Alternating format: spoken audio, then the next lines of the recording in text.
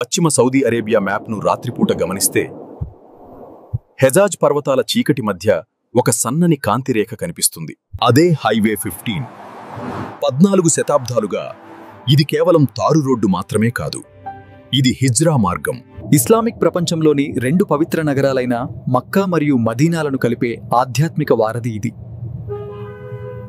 కానీ 2025 నవంబర్ 17 రాత్రి ఆ ఎడారి నిశ్శబ్దంలో ఒక విషాదం పొంచి ఉంది. హైదరాబాద్ నుండి వెళ్లిన 43 మంది యాత్రికులు తమ ఉమ్రా యాత్ర ముగించుకుని అలసిపోయి ప్రశాంతంగా నిద్రపోతున్నారు. వారు ప్రయాణిస్తున్న ఆ తెల్లటి బస్సు ఒక సురక్షితమైన గూడులా వారికి అనిపించింది.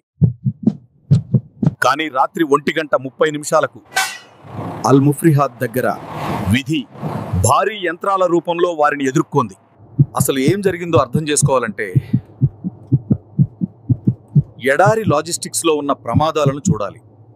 డ్రైవర్ కళ్లలో నిద్రమత్తు, బయట అంతులేని చీకటి. బస్సు హెడ్లైట్ల వెలుతురులో మాత్రమే రోడ్డు కనిపిస్తోంది. కానీ ఆ చీకటిలో ఒక మృత్యువులా డీజిల్ ట్యాంకర్ నిశ్చలంగా నిలబడి ఉంది. 100 కిలోమీటర్ల వేగంతో వెళ్తున్న బస్సు 1000 లీటర్ల డీజిల్ ఉన్న ట్యాంకర్ను ఢీకొట్టినప్పుడు అది కేవలం ప్రమాదం కాదు, అది ఒక రసాయన విస్ఫోటనం. ఆ ఘర్షణ జరిగిన మరుక్షణం ట్యాంకర్ పగిలి డీజిల్ గాలిలో పొగమంచులా వ్యాపించింది. ఆ వెంటనే ఒక చిన్న నిప్పు రవ్వ క్షణాల్లో ఆ ఏసీ బస్సు ఒక అగ్నిగుండంగా మారిపోయింది.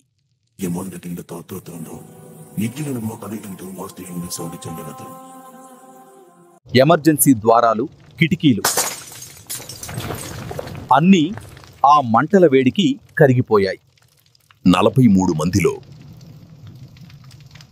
42 మంది ప్రాణాలు గాలిలో కలిసిపోయాయి. ఆ ఎడారి గాలికి అక్కడ మిగిలిన ఇనుప చట్రానికి మాత్రమే తెలుసు ఆ ఆఖరి క్షణాల ఆవేదన. ప్రమాదం జరిగిన కొద్ది నిమిషాల్లోనే సౌదీ సివిల్ డిఫెన్స్ వాహనాలు మరియు రెడ్ క్రెసెంట్ అంబులెన్స్లు ఎడారి నిశ్శబ్దాన్ని చీల్చుకుంటూ వెళ్లాయి. డీజిల్ మంటల వేగానికి, రక్షక దళాల వేగానికి మధ్య జరిగిన పరుగు పందెంలో మంటలే గెలిచాయి. 160 కిలోమీటర్ల దూరంలో ఉన్న మదీనా ఆసుపత్రులు హై అలర్ట్లో ఉన్నప్పటికీ ఆ స్ట్రెచర్లు ఖాళీగానే ఉండిపోయాయి. ఇది కేవలం ఒక ప్రమాదం కాదు, ఇది సమయం ఆడిన ఒక క్రూరమైన ఆట.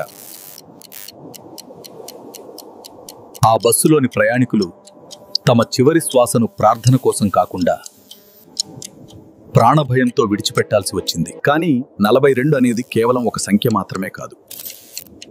ఆ నంబర్ వెనుక 3000 కిలోమీటర్ల దూరంలో హైదరాబాద్లోని బజార్ ఘాట్, మల్లేపల్లి వీధుల్లో తీరని దుఃఖముంది. వీరంతా పరిచయస్తులు, బంధువులు, మనవళ్లను మోసిన నానమ్మలు, తిరిగి సురక్షితంగా వస్తామని వాగ్దానం చేసిన తండ్రులు. బజార్ ఘాట్, మల్లేపల్లి, హైదరాబాద్ ప్రాంతాలలో ఇప్పుడు ప్రతి ఇంట్లోనూ అదే కథ.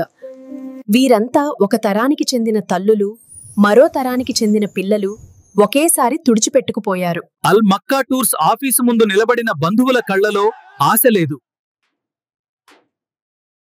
సాధారణంగా ఉమ్రా నుండి తిరిగి వచ్చేటప్పుడు ఆ ఇళ్లలో పండుగ వాతావరణం ఉంటుంది. ఖర్జూరాలు, జంజం నీళ్లతో స్వాగతం పలుకుతారు. కానీ ఈ రోజు ఆ ఇళ్లలో మిగిలింది కేవలం పాస్పోర్ట్ జిరాక్స్ కాపీలు మరియు ఫోన్లలో చివరిసారిగా పంపిన వాట్సాప్ ఫోటోలు మాత్రమే. ఇక్కడ విషాదం మరణంతో ఆగిపోలేదు. అది బ్యూరోక్రసీ మరియు సైన్స్ రూపంలో ఇంకా కొనసాగుతూనే ఉంది.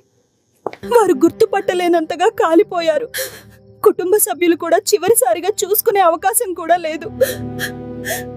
మృతదేహాల నుండి సేకరించిన DNA నమూనాలను వారి బంధువుల DNAతో సరిపోల్చాలి. ఇది గంటల్లో జరిగే పని కాదు. దీనికి రోజులు, బహుశా వారాలు పట్టవచ్చు. మనం తరచుగా ప్రమాదాలను దురదృష్టాలుగా క్షమిస్తాం. అయితే అల్ ముఫ్రిహద్ ప్రమాదం తీర్థయాత్రల వ్యవస్థలోని లోపాలను ఎత్తిచూపుతుంది. లక్షలాది మందిని గమ్యస్థానాలకు చేర్చే ఈ భారీ వ్యవస్థలో డ్రైవర్ల మీద ఒత్తిడి, విశ్రాంతి లేని ప్రయాణాలు, రాత్రివేళ హైవేల మీద ఆగి ఉండే లారీలు ఇవన్నీ ప్రమాదానికి ఆజ్యం పోశాయి. ఉమ్రా సీజన్ రద్దీలో మక్కా నుండి మదీనా, మదీనా నుండి మక్కా విశ్రాంతి లేని ప్రయాణాలు, యజమానుల ఒత్తిడి, యాత్రికుల తొందర. రాత్రి సమయంలో శరీరం సహజంగా నిద్ర కోరుకుంటుంది. ఆ ఒక్క క్షణం అలసట 42 ప్రాణాలను బలిగొంది. అతను నేరస్తుడు కాకపోవచ్చు, అతను కూడా ఈ వ్యవస్థలో ఒక బాధితుడే. ఇప్పుడు కుటుంబాల ముందు ఒక ధర్మ సంకటం. ఇస్లాం విశ్వాసం ప్రకారం మక్కా లేదా మదీనాలో మరణించడం, అక్కడే ఖననం చేయబడటం ఒక వరం. అది నేరుగా స్వర్గానికి దారి అని నమ్ముతారు. కానీ హైదరాబాద్లోని కుటుంబాలకు తమ వారిని ఒక్కసారినా చూడాలనే కోరిక. ఆత్మశాంతి కోసం అక్కడే ఉంచేయాలా, లేక చివరి చూపు కోసం వేల కిలోమీటర్లు దాటించి ఇంటికి రప్పించాలా? విశ్వాసానికి, ప్రేమకు మధ్య జరుగుతున్న ఈ అంతర్మథనం ఈ విషాదాన్ని మరింత భారంగా మారుస్తోంది. ఈరోజు హెజాజ్ పర్వతాల మీద మళ్లీ సూర్యుడు ఉదయించాడు. అల్ ముఫ్రిహాద్ దగ్గర రోడ్డు శుభ్రం చేయబడింది. హైవే మీద వాహనాలు మళ్లీ రొద చేస్తూ వెళ్తున్నాయి. కొత్త బస్సులు, కొత్త యాత్రికులు, మదీనా గోపురాన్ని చూడాలనే కొత్త కలలు. కానీ ఆ 42 ఆత్మలకు ప్రయాణం ఆ ఎడారి రాత్రిలోనే ముగిసిపోయింది.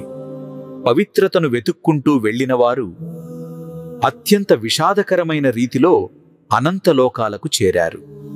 ప్రపంచం ముందుకు సాగిపోవచ్చు, కాని హైదరాబాద్ కుటుంబాలకు మాత్రం ఎప్పటికే రాని ఆ ఫోన్ కాల్ జ్ఞాపకం మరియు పవిత్ర యాత్రకు విషాదానికి మధ్య దూరం కేవలం కొన్ని మిల్లీ సెకన్లే అన్న చేదు నిజం ఎప్పటికీ మిగిలిపోతుంది.